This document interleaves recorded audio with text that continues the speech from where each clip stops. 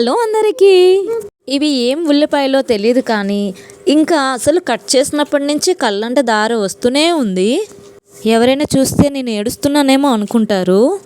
Half an hour నుంచి వాటర్లో ఉల్లిపాయలు అయితే నానపెట్టాను కళ్ళు మండకుండా ఉంటాయని. అయినా సరే కళ్ళు అయితే మండిపోతున్నాయి. ఇంక నేనేం చేశానంటే సగం ఉల్లిపాయలు తొక్క తీసుకొని కోసేసాను. కానీ మిగతా ఉల్లిపాయలు తొక్క తీయకుండా కట్ చేసి తర్వాత తొక్క తీసుకుంటున్నాను అనమాట. ఫైనల్గా అయితే ఉల్లిపాయలు అయితే కట్ చేయడం అయితే ఒక పెద్ద టాస్క్ అనిపించింది.